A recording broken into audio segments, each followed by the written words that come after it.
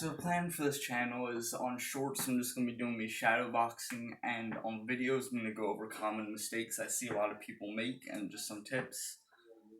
First on defense, just general defense, MMA and boxing. One big mistake for MMA fighters, unless you're taller obviously, you have your long guards out here. A lot of people chase their punches, despite being a shorter fighter like myself, I'm about 5'6". And that just kind of knocks you off and it makes it a lot harder to react in time. Whereas from close in, all I have to do is a little parry and then come back. And I'm not getting that risk of taking a body shot because my arm is all the way out here.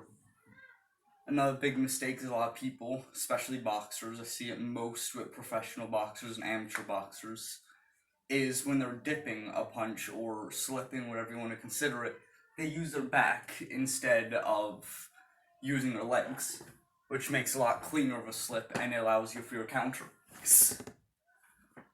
which is proper form. You can't do that from here because your back's bent over. If I try to do it, it's going to come out way more sloppy, not as effective.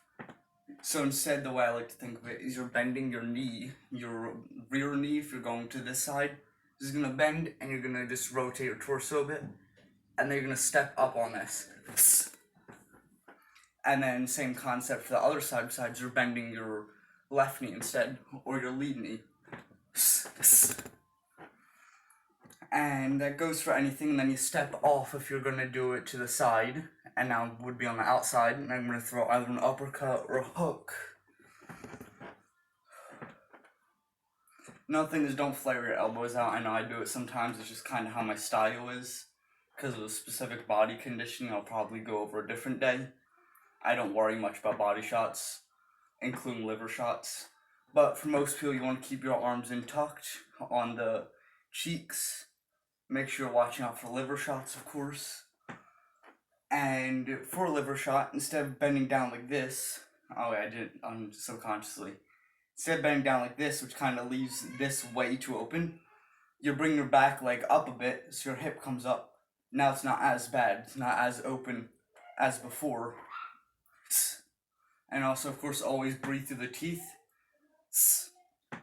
That way you're tensing up properly. If you're checking a leg kick, you're gonna want to, instead of just bring up the knee, which I still make this mistake sometimes, bring up the knee, you'll still take it to the calf if they're kicking your calf. You want to rotate your foot a bit as well, so they kick your actual shin, instead of taking it to the calf anyway, and just a different spot of the calf. And lastly, for slips, a lot of people end up turning their body instead of bending their knee. It's still, again, just bending your knee. Allows for way faster. You're not spending as much energy, and just more effective. And you make sure you're not overdoing it.